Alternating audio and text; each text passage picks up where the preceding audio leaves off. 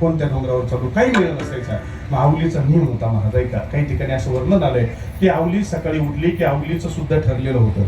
आवलीला आपण सगळेजण तसे शिव्या देतो का, म्हणजे आपण शिव्या नाही देते, आपली तेवढी योग्यता नाही, परंतु आवलीचा नियम होता ती सकाळी उठली का पहिल्या 2-4 शिव्या पांडुरंगाला, आणि शिल्लक राहिल्या तर त्या 2-4 कोणला, तुकाराम महाराज. म्हणजे त्याच्यामुळं तुम्ही असं जर वाटलं एका दिवस नवऱ्याला 2-4 देऊन टाकायचे तर देऊन टाकायचे, पण पुढचंही नीट ऐका. अजून आवलीचा एवढा सगळा नियम होता, पण तरी सुद्धा दुसरा नियम होता, रोज महाराज जेवल्याशिवाय आवली कधीच जेवत नव्हती. आणि म्हणून आवली रोज सकाळी उठायची, आवरावर करायची, आणि आवरावर केली की भाकरी घ्यायची. बरं, भाकरी काय रोज पीठ होता असं नाही, असली तर पीठ घ्यायचं, भाकरी करायची, आणि ती भाकरी तुकाराम महाराजांकडे घ्यायची. आणि असं महिपती महाराजांनी असं वर्णन केलंय की डोंगराच्या रस्त्याला जायचं, भामचंद्राच्या रस्त्याला कान लावायचा. जर तुकाराम महाराज तिकडे गेले असते तर तिथून विठ्ठल विठ्ठल विठ्ठल आवाज यायचा, रस्त्याला निघायचं. नाही आवाज आला तर घोरवड्याच्या दिशेने निघायचं, नाही आवाज आला तर भंडाऱ्याच्या दिशेने, ज्या रस्त्याला आवाज येईल तिकडं निघायचं. भाकरी घेतली. एक दिवस तो गोवाराय सकाळी लवकर गेलेले आहे भजन करण्यासाठी, आणि हिने आवलीने मागून भाकरी घेतली, त्याच्यावर चटणी होती.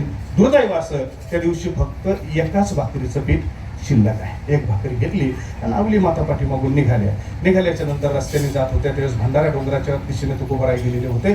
आणि भंडारा डोंगर म्हणजे आत्ता सुद्धा फक्त रस्ता बनवला नाही, तर जुन्या काळामध्ये प्रचंड त्या ठिकाणी, आता तुम्ही आपण आळंदीला होतो त्यावेळेस रस्ता काहीच नव्हता, आणि म्हणून निघाली मधून जंगलाच्या रस्त्याने मधून निघाली.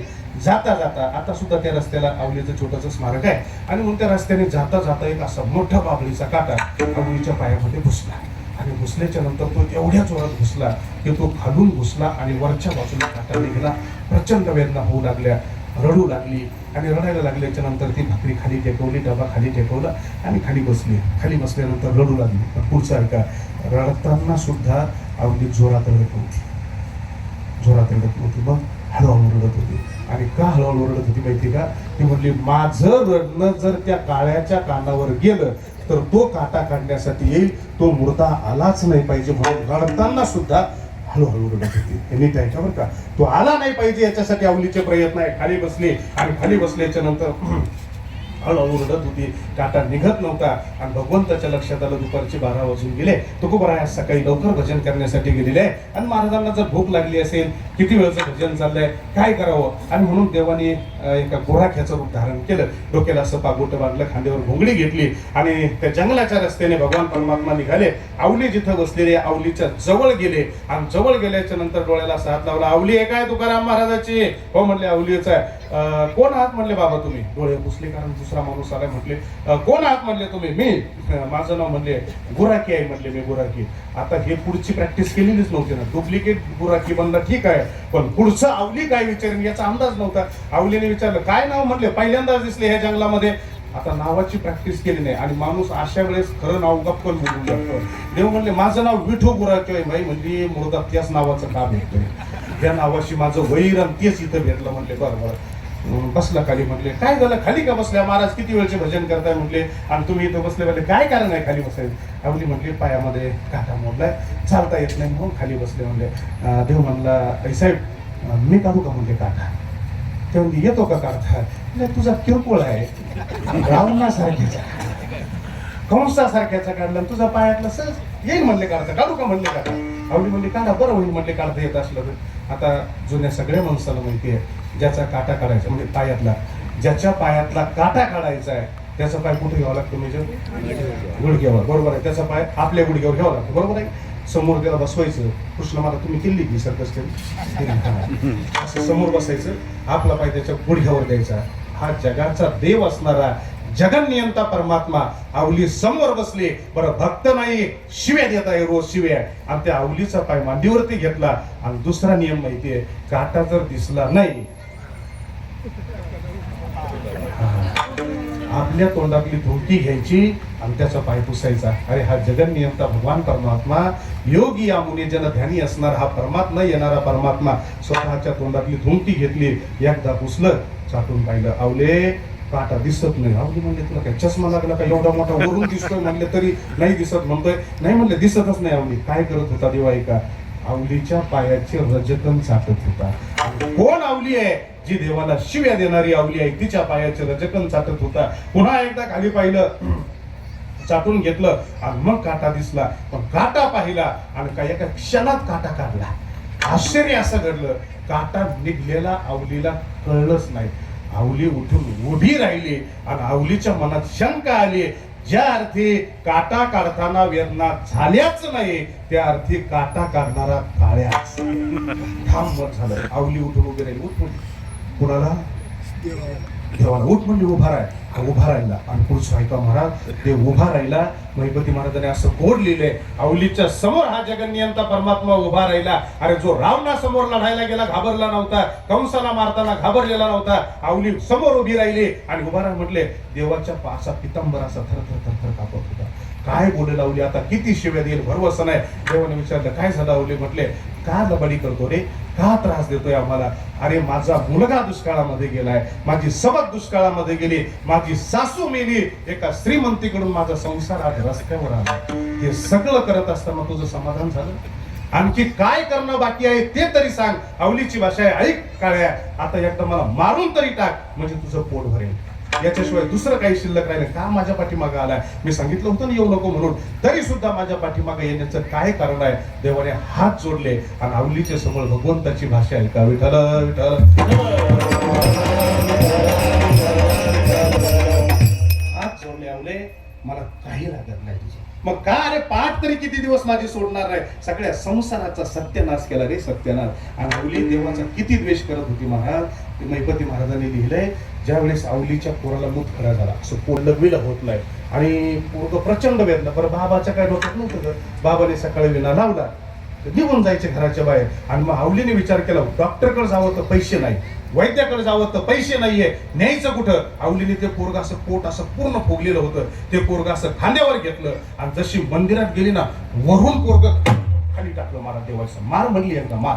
सगळं माझं तू सत्यानाशच केलाय ना, याला मारून टाक म्हणजे तुझं पोट भरेल. काय अवस्था असेल मायबाप. आणि आज देव आवलीच्या समोर उभा राहिला. आवली बोलत होती, देव ऐकत होता. आवली म्हणते, आता सत्यानाश करणं आणखी बाकी काय आहे? अरे का माझी परीक्षा घेतोय? माझा नवरा बिघडवला, चांगलं दुकान चालत होतं तेही बंद केलं, व्यापार चांगला चालवला, लोकांना फसवायला लावलं आणि आता सगळं झालंय. मी प्रयत्न करते, त्याच्या भजनाला मदत करते, तर पुन्हा एकदा माझा पाठलाग करतो. काय करणं बाकी आहे? आवली काहीच नाही, फक्त एक अपेक्षा आहे. आवली काय अपेक्षा आहे? तुझ्या सोबत तुकोबरायांकडे मला भेटायला यायचंय. आवली म्हणली, त्याने काय होणार आहे? इथं जा ना म्हणले, माझ्या परस्पर भेट ना म्हटले. आता आवलीच्या मनातला विषय आहे का? आवलीच्या डोक्यात विषय चालला होता, माझ्या टोपल्या डोक्यावर भाकरी किती आहे? ये. आणि हा गेल्यानंतर माझा नवरा याला जेवल्याशिवाय पाठवणार नाही.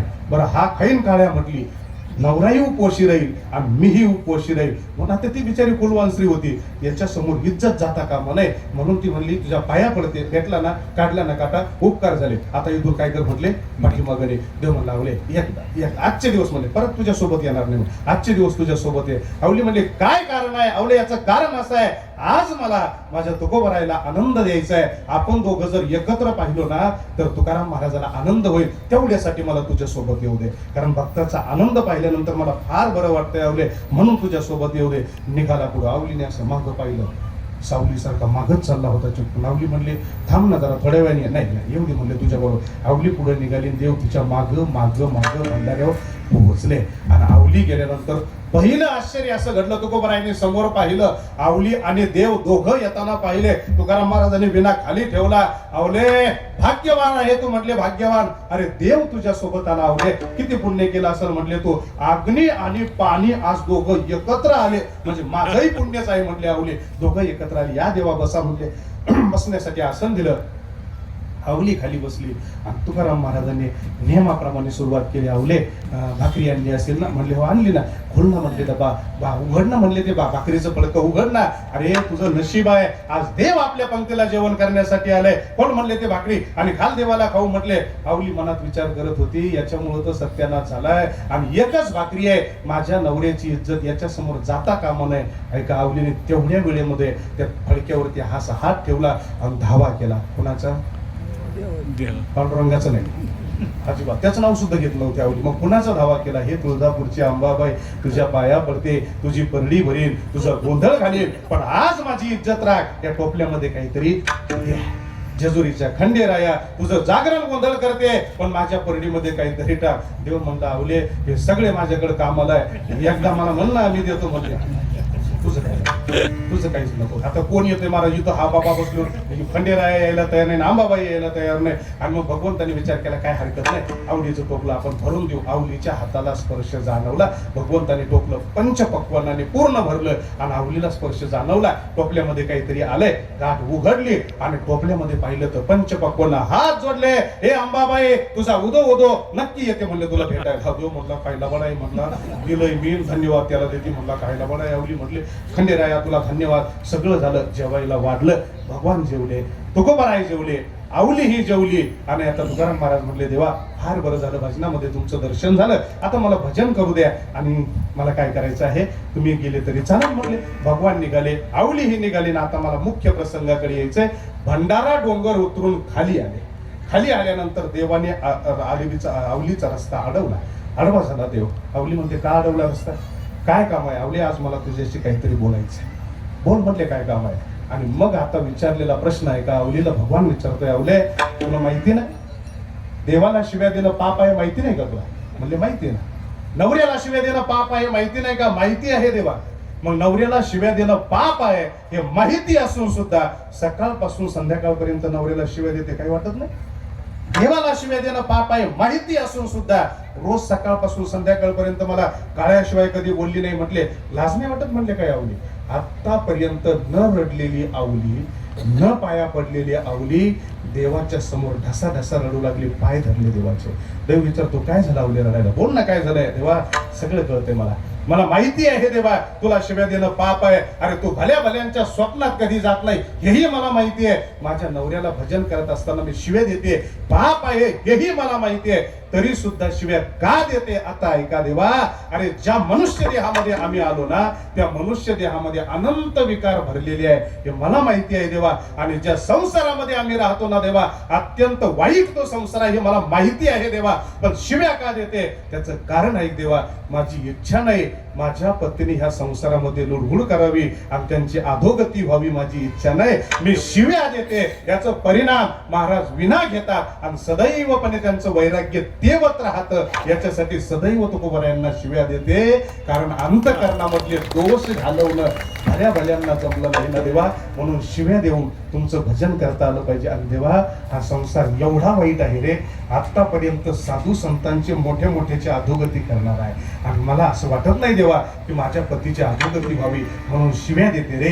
भजन करण्यासाठी डोंगरावर पाठवते. काय वाटतं देवा, मला वाईट वाटत नसेल. ऐक देवा, ज्या दिवशी महाराजांना शिव्या देऊन तुकाराम महाराज बाहेर जातात ना एकटी रडते रे, एकटी, की मी पतीचा अपमान केला. पण पुन्हा मन सांगताय नाही आवले अपमान नाही केला, तो भजन करण्यासाठी पती गेला. आणि म्हणून माझं वाक्य ऐका, आवलीची भाषा आहे, आमचं दुधानं अनंत विकाराने भरलेलं आहे, ते खाली करण्यासाठी भजनाशिवाय जगात दुसरा पर्याय नाही.